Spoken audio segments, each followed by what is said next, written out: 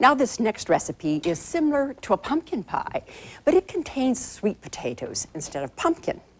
One way the Southerners use potatoes effectively, but really that's not quite the right word, I think we should use the word perfectly, is a sweet potato pie. This is their answer to the Northern pumpkin pie. It's actually much more velvety and silky than pumpkin pie. A friend of mine adds a splash of Grand Marnier to the pie itself. It adds a very nice touch. Here are the ingredients. 3 medium to large sweet potatoes. That'll be a little over a pound. 4 tablespoons of butter. Room temperature. 1/2 cup granulated sugar. 1/4 cup dark brown sugar, firmly packed. A teaspoon of grated orange zest. 1/2 teaspoon cinnamon. 1/2 teaspoon nutmeg. 1/8 teaspoon salt. 3 eggs. 1 5-ounce can evaporated milk. 2 tablespoons of Grand Marnier or another orange-flavored liqueur. And for garnish, whipped cream. Now, you begin by baking the potatoes, and we happen to use 3 large ones, wrapped in foil, and we bake them at 425 degrees for 1 hour. Don't use canned sweet potatoes. And the way you can tell they're done is that they're really soft and squishy, but you should use a hot pad when you press them like this, when you have them out of the oven, because they'll burn your hands if you don't. Then we have those already in the mixer, and to that we're going to add the butter, which is at room temperature, and continue mixing them up. They are so silky. I'll get that in there with those warm potatoes. Now we're going to add the granulated sugar and the packed dark brown sugar. I want to give you a demonstration about dark brown sugar. It always should be so firmly packed that it stands on its own like this, unless the recipe otherwise says so. I always call these my Stonehenge sugars, okay? Then we're going to add the zest and the spices, all the good things that make this a terrific pie.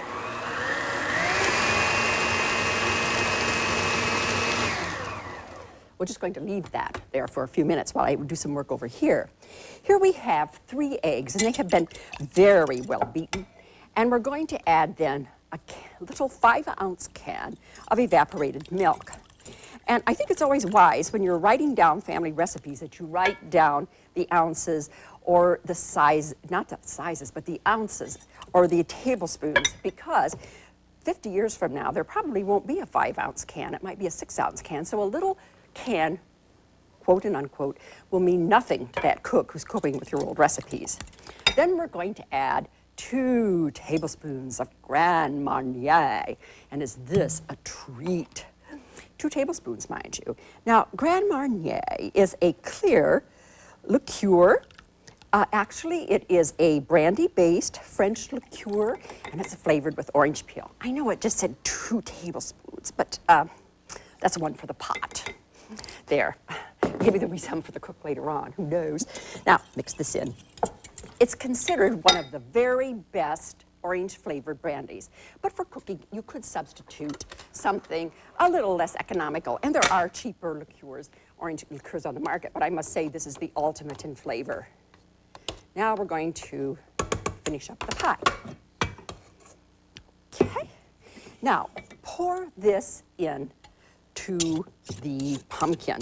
I must say I'm glad we had that Grand Marnier on hand, though. It's so fragrant, so orangey. I'm going to begin with a whisk and finish with a spoon. You can see it's quite solid. And by beginning with the whisk this way, we're going to have a nice smooth mixture. Okay, get this in here. Yummy. You can go to the market in New Orleans and you see huge racks of sweet potatoes on sale, of course, since this is one of the famous vegetables of Louisiana, and they fix them in a number of ways. You may have seen us do the hash browns. Here we are. It's getting nice and smooth. The brandy is optional, as I mentioned. You could add Angostura bitters if you like. Now, the sweet potato that grows in the South is not the same as a yam. A yam comes to us from the Caribbean, and the two are really quite different. I happen to like them plain, baked in the oven, and then I have perhaps a big sweet potato for lunch, and that's very filling. And actually, it's so low fat that I can eat as much of it as I want without feeling guilty. A sweet potato or even a yam has about 118 calories. Look at this. See, it even pours a little differently than pumpkin pie. There we are. Now, bake this at 425 degrees for 10 minutes. Then lower the heat to 300 and bake it 45 to 55 minutes longer. It puffs up in the center, but it should feel smooth and not sticky when you touch it lightly with your finger. Remove the pie to a rack and cool, and then serve it with whipped topping. Do consider having this pie for Thanksgiving. You'll be rewarded with raves of approval. One of the classic dessert recipes you'll find in every New Orleans restaurant is bread pudding with a warm bourbon sauce. And they're all very good. I'll attest to that. However, during my travels, I came across another version of this bread pudding in Shelbyville, Kentucky. It's a tad different because it uses biscuits instead of bread, which gives it a most intriguing texture. Much to my delight, I was able to get the recipe, so when I got back to Indiana, it was one of the first things I made. It's called Science Hill Biscuit Pudding with warm bourbon sauce. It's yummy. Here are the ingredients for the pudding. 7 2-inch biscuits, each cut in 8 wedges. 1 quart whole milk. 6 large eggs. 2 cups granulated sugar. 2 tablespoons of vanilla, a speck of salt. 2 tablespoons melted butter, and for garnish, grated nutmeg. Now we're going to do the recipe. For the pudding, you will want to use old or stale biscuits instead of old bread. Now, I'm not talking about old, moldy stuff here. I'm just talking about biscuits that are a couple of days old. And then fill a 12 by 18-inch pan half full of water and place it in the preheating oven. I use a foil pan because you're going to bake the pudding in a hot water bath. Here are the biscuits, and each one has been cut into 8s, as I said. And then over the top, we're going to pour the 4 cups of whole milk. And the whole milk in this is important because you want a nice, creamy pudding. Skimmed milk, it really just doesn't have it for this recipe. Sorry, folks. Now, let this stand for about 5 minutes. And because the biscuits are a bit old, they will absorb more of the milk. In the mixer bowl, we have beaten 6 eggs together, and they look really good and frothy, just frothy now.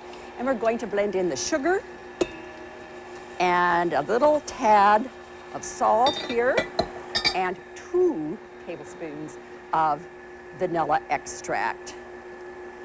And right now, I would want to caution you about buying Mexican vanilla when you're down there visiting and bringing it back to the States.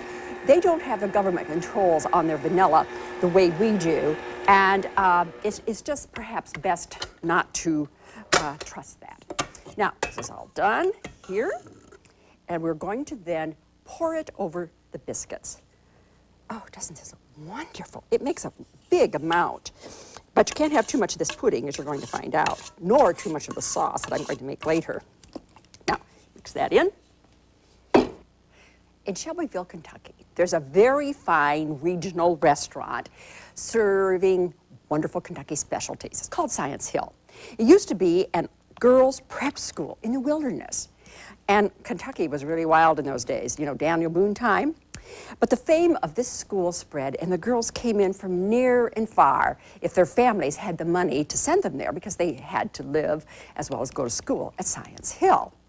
Now, this is coming along beautifully. I'm going to set it aside and do the next step, which is pouring the melted butter into a greased, deep, round casserole. Mine is 9.5 inches in diameter, and it's 3 inches deep. Isn't this a pretty thing? This is called Wildflowers, and it's made by Cheryl Platter. She now lives in Nashville, Indiana, in Brown County, and this also comes in blue irises.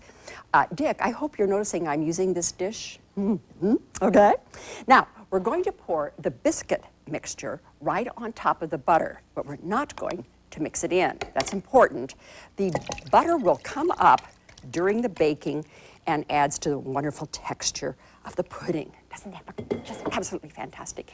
Now, we're going to grate the top with nutmeg, and be liberal here, because this is a lot of pudding, actually. There we are. Now, bake this at 350 degrees for 1 hour.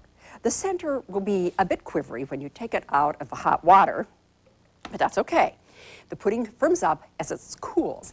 Now, meanwhile, to make the sauce, and it's divine, you'll need the following ingredients. 1 cup butter, 2 cups granulated sugar, 1/2 cup water, 2 eggs, 2/3 cup bourbon, and a speck of salt. Now, the butter should be all melted and ready to go, but do that over low heat because you don't want it scorched, because that would flavor the sauce. And then you're going to add the sugar and the water and bring that to a boil and keep whisking it while it cooks. About 5 minutes, I would say. And in the meantime, I'm going to work on the eggs. I may have to pretend that this is cooking 5 minutes. Here we have the eggs. Fluff them up a bit, okay? Then we take this mixture here, which has cooked for 5 minutes, chuckle, chuckle, you know, TV, let's pretend, and pour it very slowly into the beaten eggs.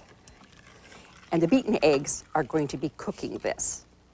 Oh, it comes together so well. This is a divine sauce. It keeps very well in the refrigerator, so you can make it in advance. There. Now, the good part, we're going to add the 2/3 cup of bourbon. And here we have it. 2/3 cup of bourbon.